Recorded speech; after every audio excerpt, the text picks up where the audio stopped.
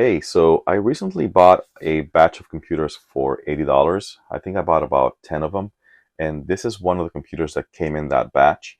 I got two more of these in that batch, so we're going to go through them in separate videos, and I'm going to start off with this one. This is a Dimension 2400, and these are budget computers that came out in 2003, and this one is a little bit of an underpowered one.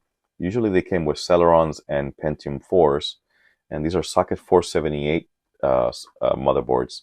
This is a Celeron, as it says there, and they came with either one or two optical drives. As you can see, this one right here is a little bit beat up, and it's held together by tape. I did plug in the power cable to this, but all I got was some activity and nothing on the screen. So what I'm going to do is I'm going to open it up and take out the motherboard, test the power supply, and see if we can get this up and running. And I think what I'm going to do with this one is we're going to install Windows 98 on it. All right. So let me go ahead and take it apart and jump cut to that.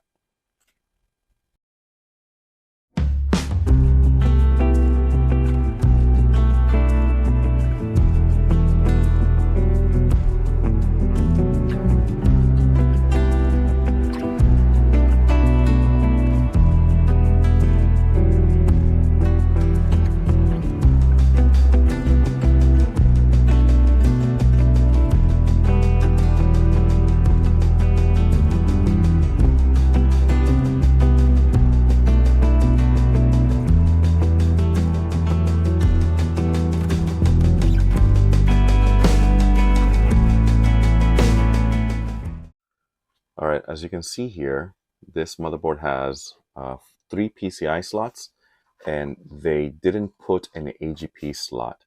This does have built-in video, and the CPU is underneath that right there. I do have what it looks like 2 memory slots, and this originally came with 512. Let's see what's in here right now.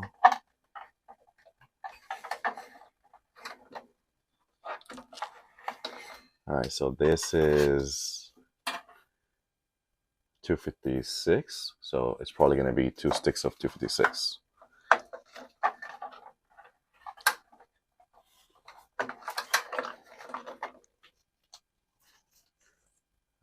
Yep, 256 and 256, so 512 megs, and it's got no hard drive installed and an optical drive. Looks like it's missing the hard drive caddy right here, so we're gonna have to use an adapter from 5 1/4 to 3 1/2 to get something mounted in here. So whoever took this discarded the hard drive bracket. So yeah, this is the Dell 2400. So what I'm gonna do right now is I'm gonna take it apart, take it out. I'm going to get my power supply tester to see if I can test that power supply and see if the voltages are coming out correctly, and we'll go from there.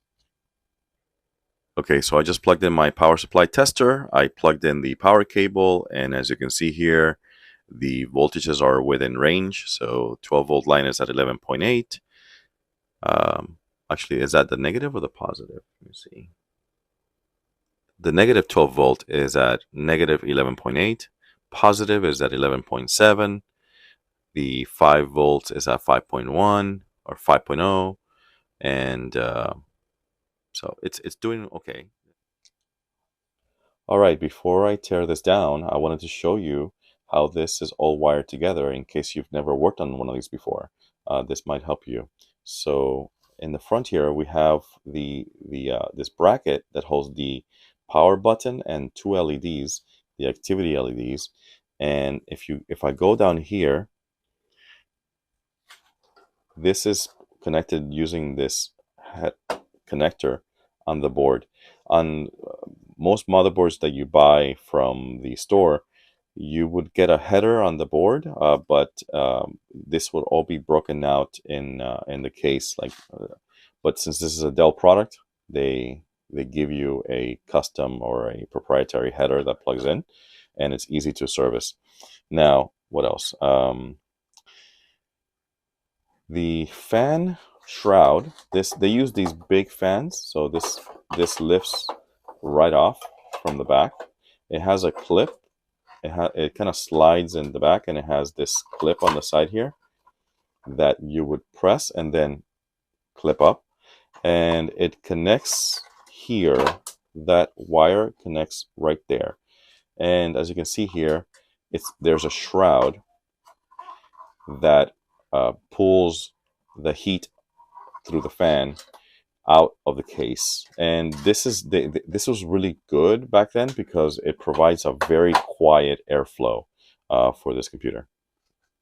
Now, let me show you how the CPU heatsink is connected here. So the on both sides there are these green little clips. Let me see if I can take this off without breaking it, because sometimes they become brittle. Okay, so that came off like that. So you can see here, they sometimes break off right there, and they hold down the heatsink. All right, so that's one out. Let me see the other side here. All right, that one is out too. I'll put them out of the way. Now the heatsink also has these clips right here, so they hold the heatsink down. So by undoing that, I can lift up the heatsink. Let me see, and maybe the thermal paste is dried up and it won't be a problem. But sometimes when I used to work on these, if you don't if you lift up the heatsink right now, it might pull out the entire let me get a screwdriver in there. All right, gotta be careful with these plastics because they're 20 years old, so they might break. All right, and then I won't be able to put it back together. Okay, let me just lift it up. Okay, so I'm just going to lift it up, and it did not pull the chip out of the socket. Sometimes if the thermal paste is really like, if it has a, let's say you ran the machine and it was hot and it wasn't dried up like this, it would yank out the CPU with the heatsink on it, and you could damage the socket or accidentally bend pins. In this case, this is super dry, so this probably has never been opened in the last 20 years, and that's okay. So let me see what's in here. So if you're working on this, the way to take the CPU out is to push over this little lever, lift it up, and now the CPU lifts right up. Let me see. There you go. You gotta be careful because these chips do have the pins on them. This is a socket 478, and it is, let me see if it's a Celeron with it's a 2.4 gigahertz Celeron with 128 kilobytes of L2 cache and a 400 megahertz front side bus. If you don't know what that means, well, obviously it's a 2.4 gigahertz chip. This one is an original Celeron, so it's a single core. It has 128 kilobytes of second level 2 cache, compared to now CPUs have megabytes, and 400 megahertz front side bus. That's pretty slow. That is on the low end, considering that now you have gigahertz, multiples of gigahertz on the bus. So for the CPU, between the memory and the CPU, so that's the memory. That's the speed between the CPU and the bus for the memory and other devices that are on that bus. Obviously, these PCI slots are run at 33 megahertz. The AGP, if it had any, would probably run around 66 megahertz, but depending on the multiplier that's there, like if you have 4x or 1x or 2x slots, and yeah, so. But between the CPU and the memory was 400 megahertz with this one. Okay, so that's pretty much it. Okay, you have also on this motherboard the P4 connector. So this gives the power for the CPU area here. You see all those capacitors and everything. So that's how they get 12 volts from the CPU, dedicated just for this is called the P4 because it came out with the Pentium 4 CPU. And I don't see any major issues with the capacitors, so they don't look like they're bulging or anything like that. So what I'm gonna do is I'm gonna take the board out. Perhaps, maybe not, because I won't be able to. Well, I'll take it out. Means I have to take this plastic bracket out and see if I can power it outside the machine and get it to show something on the display. Okay, so here is the motherboard, and I went ahead and plugged it in. I reseated the memory, and I was actually able to get it up and running. So if I press the power button right here, and I take a look at the output here, it should display. Huh. It didn't work this time. Okay, so I have the motherboard outside now, and I just have the heatsink kind of sitting on top of the CPU here so that it dissipates some kind of heat. I went ahead and reseated the memory, and I was able to get some output out of this, but right now when I turn it back on, I do see the LED turn on here. And this computer actually, let me show you what it has. It has this really cool feature, which is it has its own onboard post indicator. So as you can see here, this is some post codes, and they turned off. Huh. Okay, so there you go.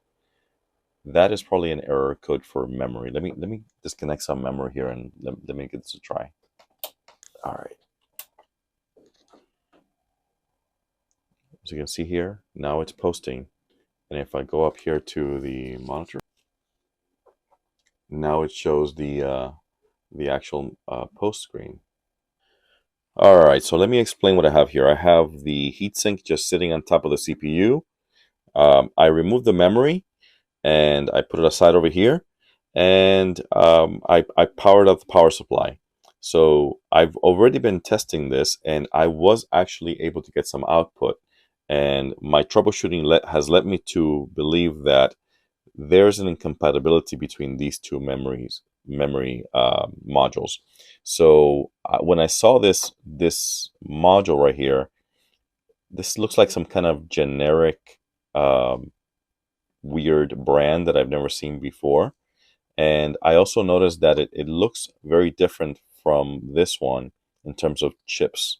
So that doesn't always mean anything, because the arrangement of the memory module internally might be the same as these down here. But from my experience, this kind of like gave me a red flag, and so I plugged in just this module, which is a Micron module. It's very likely that the Dell came originally with this module installed, and this one was added later on, and or just whoever put this together, just picked this out of a box or something. Well, what I notice is if I plug in this one by itself, the computer boots up. If I plug in that one by itself, the computer boots up. If I plug them both together, the computer just hangs. So for now, it looks like there's just an incompatibility with these two memory modules on this board. Another thing that I noticed is that the BIOS for this machine shows up as an Optiplex 160. Let me show you that really quick. All right, so I went ahead and installed the memory module. I'm going to go ahead and turn on the power here. And it's going to turn on and give me some output. So you can see there, it says Optiplex 160L. So this came out of a Dimension 2400 2400 case, but it's got a motherboard of an Optiplex 160L, or somebody flashed the BIOS from a 160L on this motherboard. So this computer is looking more and more like a Frankenstein of just clobbered together parts, but it does work. And I looked up the Optiplex 160L, and it has the same exact case as this. So it's quite possible that they either flashed it with a 160L and it just worked, or sorry, with a 160L image and it just worked, or they replaced the motherboard with that of an Optiplex 160L when this computer was serviced somewhere. So I don't know, but all I know now is that it is working, and what I plan to do now is put it back in the case and install Windows 98 on this 16 gigabyte compact flash card. So let's get to that. Okay, so it's been a couple of days, and I was not really happy how the case came out looking after I cleaned it up with some soap and water. So I ended up buffing it up a little bit and then spray painting it black. I know that most Dells are not this black color. They're like a gray, purplish type of color. But since this computer has seen better days, I figured, let me give it a try. So I painted the internal chassis a little bit. And then it is taped up, so I'm gonna clean that up, take the tape off soon. And I painted the back a little bit as well, because that showed some oxidation, and it looks pretty good. I think the lighting here is a little bit off, but overall it looks pretty good. I also painted this part of the cover. It was already kind of black, but again, like that sort of like purple color that Dells are, and but I did keep this part that color. So let's see. I'm going to try to put it all together right now and see how it all looks.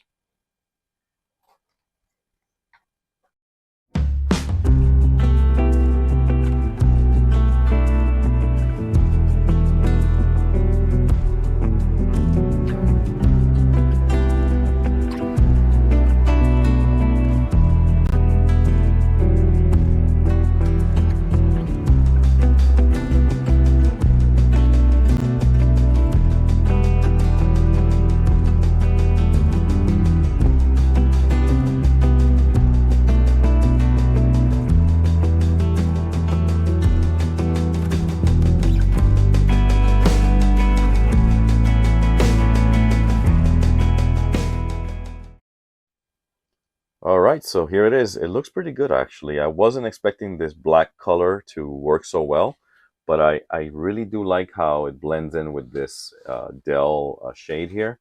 So I like it. One thing that I did notice now is that I did have some spray. I think I forgot to cover this grill here with some tape, but that's okay. I'm going to live with that. I'm not going to paint the inside of this case, although I could probably go overboard and just spray paint everything black. But I'm not going to do that since this is not it's not going to be seen. So what I'm going to do next right now is I am going to install the motherboard, install the optical drive, and probably 3D print an adapter for my, actually I don't need an adapter anymore, because I was going to say if I was going to 3D print an adapter for my SSD, but I'm going to use this, which plugs in directly to the motherboard. So I don't need to worry about having any adapter 3D printed for the missing hard drive chassis there. So yeah, let me go ahead, and I'm going to jump cut to having the motherboard installed with this on the board, and then I'll give you a little tour around. Okay, so here is the motherboard installed in here. I put the fan shroud. As you can see, it's on, and that fan is running. I also have it connected, and this time around it does say that it's a Dell Dimension 2400. So let me plug in this keyboard here and see if it still displays that weird Optiplex 160 screen. So I'm going to turn off the computer, turn it back on. Let me see, it's going to show the splash maybe. Oh, now it says Dell Dimension 2400 series. That is very strange. I haven't flashed this BIOS, I promise. And this is the same motherboard that used to say Optiplex 160. So that's very strange. Oh well. That's kind of a weird one. Alright, so no device available. So now what I'm gonna do is I am going to install this device right here. It gets power from the floppy connector, which I do happen to have. So it's got that. And I'm gonna install the optical drive into the bay. This is the optical drive for the unit, and it looks like it's a 48x CD-ROM. Just a basic, plain old compact disc reader. So that'll be fine because I plan to use my Windows 98 CD right here to install Windows 98 on it. So the old-fashioned way. So let me get this wired up in there, and I'm gonna jump cut to Windows 98 being installed, hopefully. Okay, so I'm here installing Windows 98, and I actually run into some problems. It looks like the original optical drive in this machine is very flaky. So luckily I had another spare drive from a donor machine that I was able to pull out, and it's working right now. So I'm installing Windows 98 on that 16 gig flash drive. So let's see how it goes. Okay, so guess what happened? As you can see here, I have the power supply out. At some point, after I moved the CD-ROM up here, the next time I powered on the computer, I got a blinking orange light. And if you know Dells, you know that the orange light usually means there's a power supply issue or an overcurrent or something. So it was very strange. If I moved the CD-ROM out here and powered it up, sometimes it would work, and if I moved the cables up here, then it would turn orange. So I have a feeling that some of these cables are pinched or just old and crusty, or something is wrong inside the power supply. At some point, I think I had the drive up here, and it just no longer wanted to turn on. It was just always blinking, or it would turn on and then it would suddenly like shut down and go into blinking orange. Luckily, I had one of these 400 watt Coolmax power supplies in my my stock right here, and now if I turn it on, turns on. That's the and it boots up. It's Windows 98, and I have to say, even though it has 256 megs of RAM only, these motherboards work really well, as you can see here, with Windows 98. That was instant, almost. So as you can see here, I got everything running. I got the almost all the drivers except for the Ethernet controller. I still have to work on that, and the USB, some kind of USB driver, which is not necessarily needed, but for some reason I cannot find that one, and I don't know what it does. So maybe one day I'll find out if I plug in something in a USB port. But for now, I have you know, the typical stuff like Winamp, and I installed Flight Simulator on here, so that actually works pretty well in this machine, as you can see here. And yeah, I'm gonna call this one a success. So right now, what I'm gonna do is I am going to put everything together and maybe play a quick game of Flight Sim.